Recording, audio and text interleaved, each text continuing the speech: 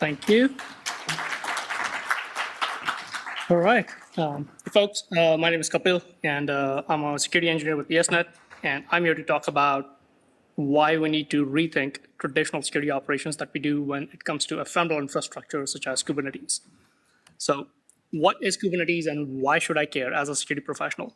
So Kubernetes is a piece of software that basically gives you the ability to build a distributed computing environment, AKA a cluster, so you can run your containerized applications. It basically gives you the knobs to define how you want your application deployed. And if something goes wrong, how you want it to recover to a previously well-known state, right? And that's what I would say is quote unquote self-healing infrastructure, marketing term, right? So why should I care? Once again, so as a security professional, so we are here to protect the infrastructure where science gets done. And if you go talk to your researchers, developers, or DevOps folks, this is where science workloads are being run these days. And it's extremely popular among developers and DevOps folks. And also not just for research computing, it's also just your traditional enterprise computing stack, your full stack applications. As if it's containerized, it can run on Kubernetes. And there are already a few NSF funded projects that are using this as a platform to run containerized workloads. So as you dive deeper into like, okay, well, I have a Kubernetes environment. How do I go about securing this? You'll run into scenarios where you will find your traditional security processes and our tools don't really fit with Kubernetes like 1:1 because everything here is ephemeral. So it behooves us to ask this question, like, if everything's ephemeral, what are we even trying to protect over here? Is it even worth it? Can we just put everything behind a firewall and say slash and burn, Or how about IP tables? Well, the answer to the firewall question is up on the screen, but we'll get to the IP tables part in a bit.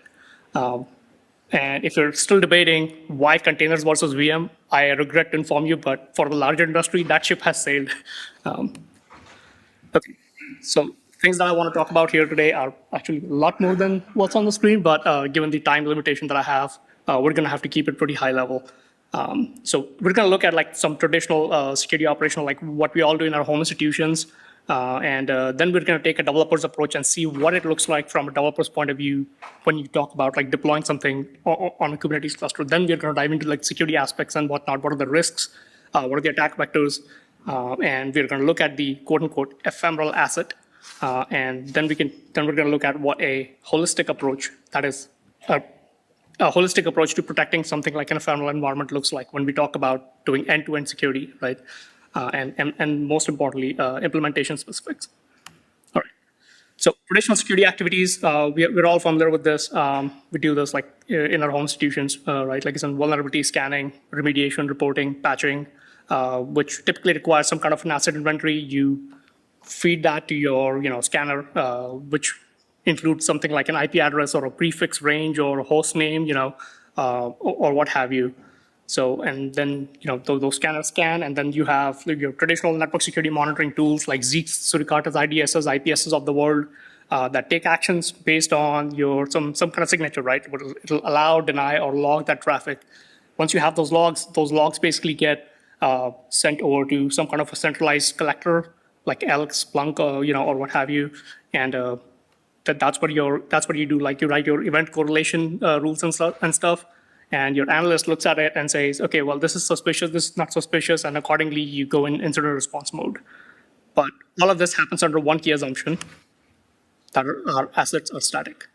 So what happens when our assets actually, so what does the asset look like in an ephemeral world, right? Okay, so when a developer actually goes and deploys something, okay, this slide. All right, now we're gonna look at what life looks like from a developer's point of view when they're deploying an ephemeral asset. So sorry to jump directly on the YAML slide, but as you'll see on the left hand side of this, it's a YAML file. We're basically creating a resource that's of kind pod. So pods are basically the fundamental atomic unit of computing or fundamental atomic unit of workload that runs on a Kubernetes cluster. And we're just saying, hey, I want to create a pod that is an Nginx container, and where we want port 80 open up. And on the other hand, you're seeing that we're creating a service object, which is a way to basically say, okay, I've created this resource. Now I want this resource accessible as a service on the cluster so that my other components in the cluster can talk to it internally, or maybe I can expose this outside the cluster as well. And to do that, we used, if you can see from line 19 through 21, we use these services, we use selectors. So if you look under the hood, what Kubernetes is, it's really a flexible API server, right? That builds this distributed computing system where components are loosely coupled. They're loosely coupled such that the labels and selectors are how the cluster components come together. You can build individual components, like I created a pod, I created a service, but those two are individual components, and to tie them together, you use something called a selector. Okay. So what does it look like from a developer's point of view when they're deploying something, right? So this is approach number one. They would use something like kubectl or Helm, which are two very popular clients to interact with the cluster. Kubectl is the client that will basically, that's most commonly used to interact with the cluster. Helm is the package manager, essentially. So if you want to install an application, you would do Helm install, yada, yada, yada. And so the developer takes this manifest.yaml file, does a kubectl apply, this YAML file, and essentially that talks to the kube API server, which is the most critical component of the control plane. And then in turn, what it does is it essentially creates pods for you, or runs your containers inside a pod on the worker node on the cluster. And the second approach that you'll see is usually what that follows is like through a GitOps workflow where you have the developer and the developer is interacting, is basically, so they have their code, they have the application, now they check that into a Git repo. The Git repo basically, once it gets in there, triggers a CI/CD job that pushes the image to like some kind of container registry, whether that's Docker Hub or Harbor or what have you, right? And then your CI/CD system, or it can also pull the image from your container registry and deploy that onto your cluster. So these are the two most commonly used techniques when we talk about like how developers interact with the ephemeral world. So all right, so far so good. We've looked at these two things. Now let's talk about the Kubernetes threat model, right? What does that look like? So if everything is ephemeral with Kubernetes, what are the risks? Are there any risks at all? Or what are we even trying to protect over here? Okay, so what are we trying to protect against? Let's talk about that first, right? So attack vectors, supply chain is a big one for sure. Like, so you can have malicious container images, vulnerable container registries, like, and you could also have an application that's running inside the container, that's packed inside the container that already has a vulnerability in it, right? So something like Log4Shell, if people remember that. So supply chain is definitely a big one. And then the critical components that I mentioned, having vulnerabilities or having your kube API server or having etcd open out wide, that would be a problem, because if you have etcd opened up to the world, that essentially says you come in and change the state of my cluster. And so,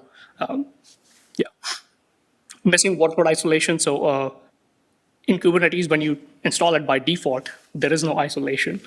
And the way Kubernetes does isolation is through namespaces, essentially. And I would like to clarify that namespaces in Kubernetes are not equal to Linux namespaces by any means.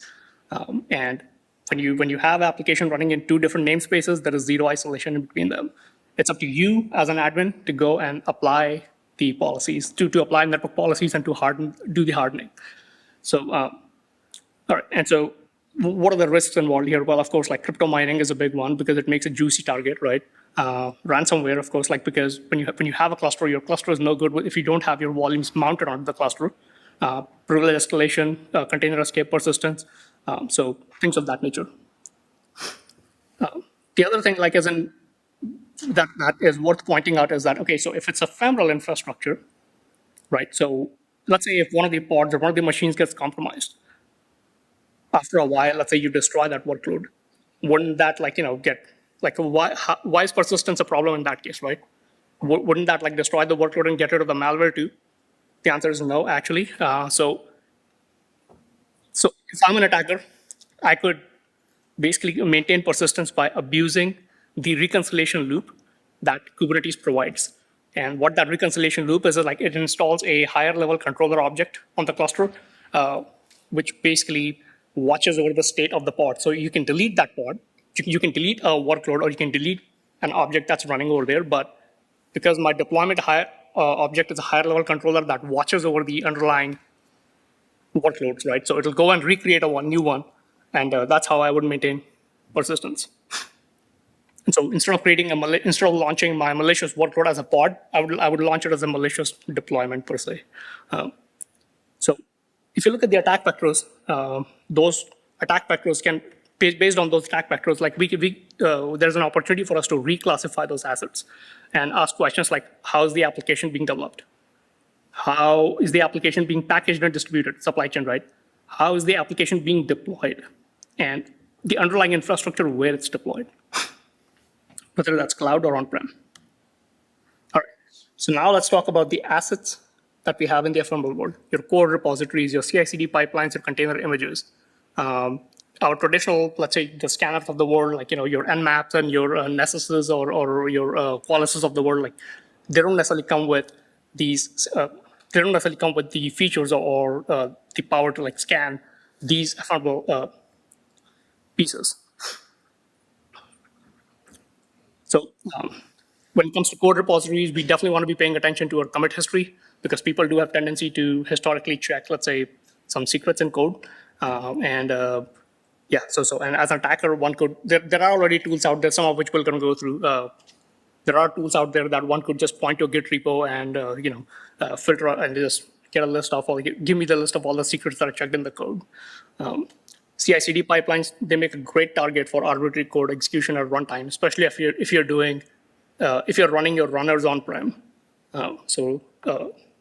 Hardening those is critical. Container images. So questions like what images are being currently run on the cluster, what base image is that coming from? What are the packages installed in that? Those typically tend to be a blind spot.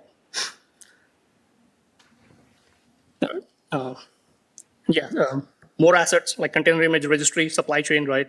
Or Kubernetes deployment manifest, the YAML file that we looked at, because that is that's a declarative way of saying this is how application is being deployed onto the Kubernetes cluster and what services are being exposed. That also gives us information about which container image is being run, right? And also gives us some information. It can give us information about what the traffic pattern is going to look like. The other thing that we want to be collecting is logs and doing runtime detections. All right, so let's talk about what a holistic approach to securing a ephemeral Kubernetes environment would look like. And if there was one slide that I would say is the crux of this talk, it's this one. So a holistic approach to securing a Kubernetes environment would entail these four things. First, application security. We got to focus on like the secure application development, deployment, the whole aspect, like your traditional SDLC, right? That involves activities like threat modeling, secret scanning, your SaaS tools of the world, container scanning, your authentication authorization, those kind of things. K8's infrastructure security, so specifically securing the infrastructure where the Kubernetes itself, like things like using RBAC. So Kubernetes does come with some security features out of the box, which again, it's all about the API. Like Kubernetes is an API server. So these things like cluster role bindings, these are just API endpoints essentially. But using those, you can definitely implement RBAC to some degree. Secret management is a big thing when it comes to Kubernetes and we're going to look at like why secret management is so important. So if you look at the Kubernetes API or Kubernetes documentation, you'll find that there is already a way to like store secrets in the cluster, but it's horrendously insecure. Admission control. So Kubernetes also has a concept of admission control. So like, let's say your request to create a workload is authenticated, authorized, but it violates a policy, or if it matches a certain criteria that you want to make sure before someone gets to run a workload, how do you validate that, right? And most importantly, if you're a network nerd like me, you definitely want to know what the network traffic pattern looks like in your cluster, going in and out, east-west traffic, north-south traffic, all those things. And your CNI, your container network interface, is the component that essentially ties your cluster, that essentially like builds the network that your cluster, that's how your cluster network comes together essentially. And this is applicable to both, by the way, whether you're doing it on-prem or the cloud, but especially important if you're doing it on-prem. Then runtime security. So things like we want to be able to detect malicious behavior in containers during runtime, right? And match those events against a set of detection rules. Typically, we would do this with audit D, but audit D does not work with containers, and it's just not native to Kubernetes per se. The other thing I want to point out is like all those traditional activities that we do, like vulnerability management, right, or logging, or your scanning, or your yeah, firewalling, and those kind of things. Those things already exist in this ephemeral environment. It's just that tooling is different. Like at a high level, at a high conceptual level, it's still the same concept. Just the tooling is different over here. Then we also want to be able to do logging and auditing. Half of the challenge over here is just knowing what events to log, right? Because so if, let's say, user opens up a TTY, a shell to your pod, and directly attempts to access the API server, well, that's suspicious because a user shouldn't be talking to the API server directly, or shouldn't be talking to the etcd server directly, right? Your pods themselves, that traffic needs to be coming from your pod, not from your user who's opened up a shell. Then basically, if new services are being created, exposed, those are the kind of things that we want to be logging at least. And also, we want to be keeping an eye on, like, there are privileged namespaces like kube system, what's running in those namespaces, and then perhaps apply like cluster role bindings, RBAC type scenarios on those kind of things. All right, so what does implementation look like, right? Implementation involves three things: that is process, people, and tooling.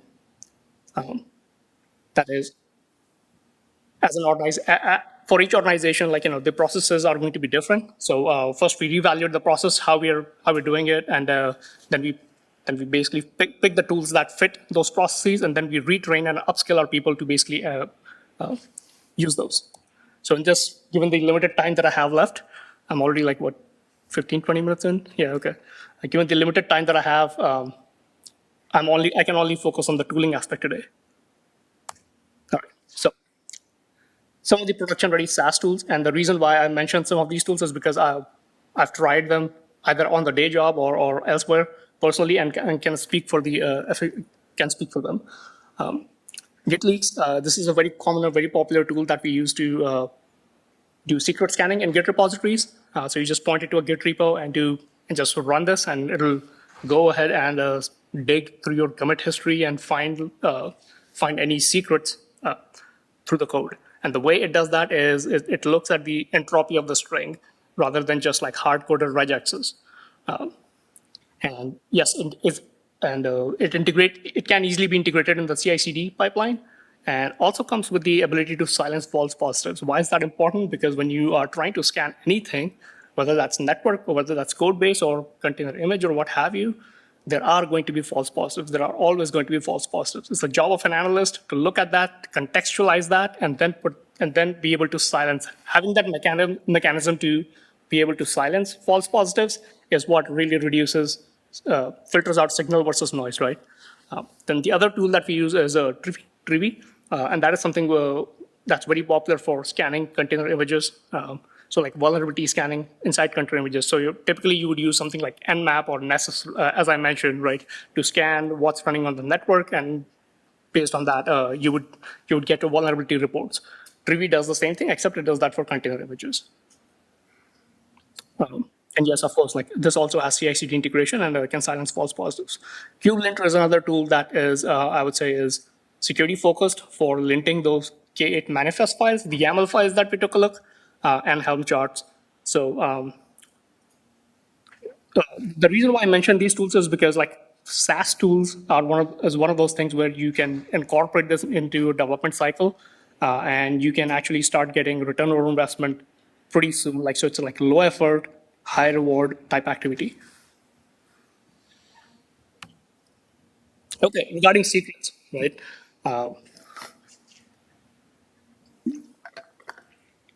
So as I mentioned a few slides ago, Kubernetes does have a mechanism to store secrets in the cluster, and that mechanism is base64 string. So as you can see, apologize for the small text if you can't see the screenshot, but long story short, there's a secret that gets created in the cluster that gets stored essentially as a base64, which can easily be decoded, and that is obviously not secure. So it's a solved problem. The solution over there is to use something like external secrets operator that integrates with your external, let's say, secrets store, whether you're using HashiCorp or Vault, whether you're using Sentinel-1, whether you're using 1Password or what have you. External secrets operator essentially integrates with pretty much every secret provider that's out there. Now let's talk about IP tables, right? So I mentioned in the early slides that what if we run IP tables, or what if we use IP tables to secure our Kubernetes cluster? So by nature, when you install a CNI, by default, right, when you install a CNI, it installs those rules in the pre-routing chain. And what that means is when you install something in the pre-routing chain as the order of evaluation, that comes before the input chain. And which is why you have your Dockers and your Kubernetes of the world, like they'll overwrite your IP table rules. So what's the solution? The solution over there is to use something like network policy. Okay, so what does the network policy look like? Well, it's on the screen, like you can see. Basically, what we say here is, basically what we're saying is, like, for ingress traffic, if the IP block is coming from this prefix, this IPv6 prefix, and going to my pod to this port, then take an action based on that. So the things that, like I mentioned, right, the things that we were trying to do in our traditional day-to-day operations, like we would typically write an IP tables firewall rule or your UFW rule, right, to secure traffic, host-based firewall rule to allow or deny traffic coming from a certain prefix going to our application, is now basically being converted natively to this YAML file. Because the reason why we are having to write YAML files is because Kubernetes, as I mentioned, is an API server. What it really understands is, at the end of the day, well, it doesn't read YAML, it reads a JSON blob that you send, right? So once you write this YAML file and you apply it, your data gets serialized into JSON and gets sent to your API server where it evaluates this and it takes action accordingly. But the end result is the same. Like, it will do the IP table handling for you. There's an agent that runs on the worker nodes called kubeproxy.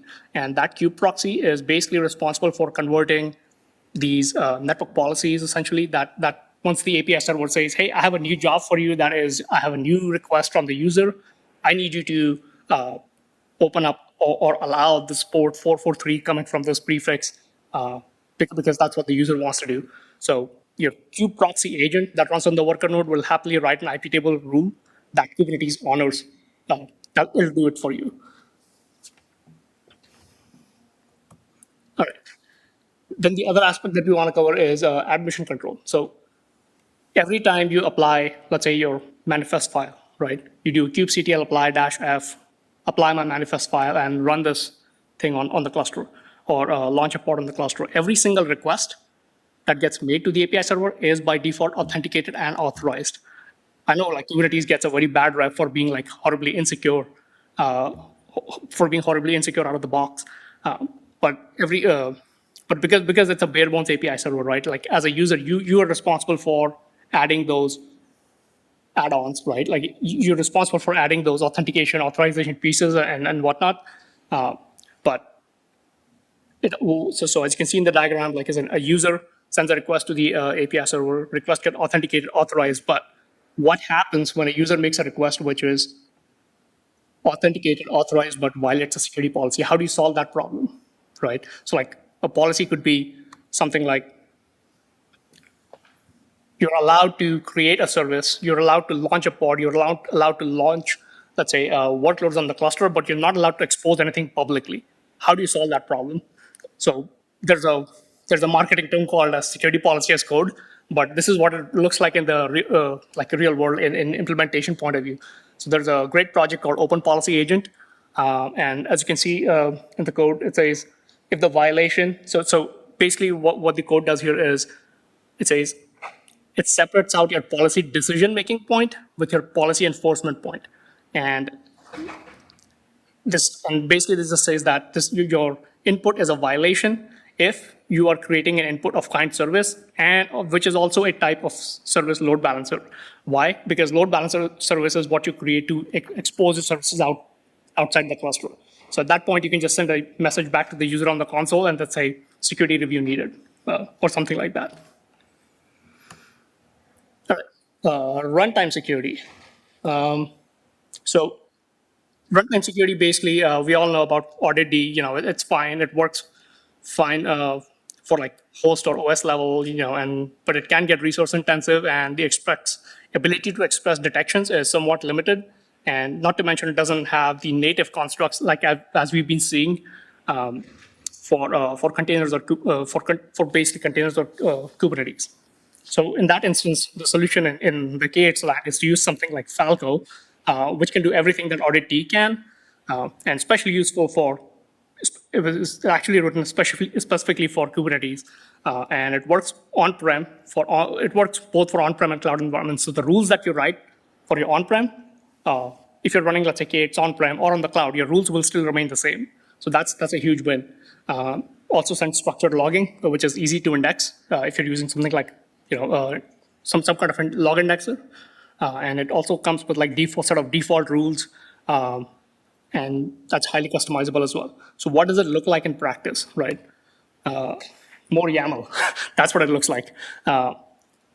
The part that I would ask you to look at is the from lines 4 through 10, where you can see we are specifying a condition, because that is the real detection condition that we're matching on, which basically says if there's an event of type connect, and then basically if it's happening in a container and you're trying to connect to the API server, and basically, and if this is a user known contact, and if it's not one of the user known contact API server activities, then at that point we come to establish that, okay, well, the user is trying to attempt direct access to the API server, which could potentially be a problem. So in that case, we're going to set a priority level of warning. Yeah. All right. So what are the key takeaways? Yes, Kubernetes can be complex. It all boils down to what you classify as an asset. And as security professionals, we must have developer empathy. We really need to be able to take a perspective of a developer to be able to see value in something like this. Because it's really difficult to justify why we need to change our processes and tools and everything that we've been doing for the last 10 years or however long. But defense in depth is the key here, right?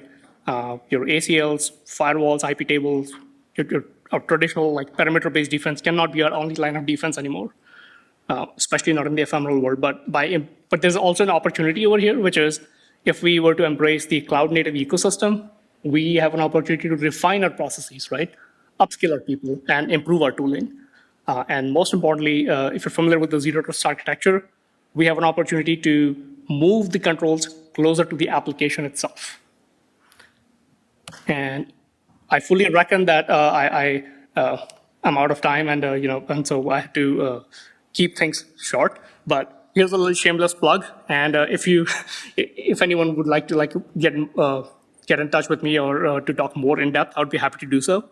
And before we wrap up, I would like to take a moment and thank the conference committee for giving me the platform to speak, and also to ESnet for sending me here. Thank you.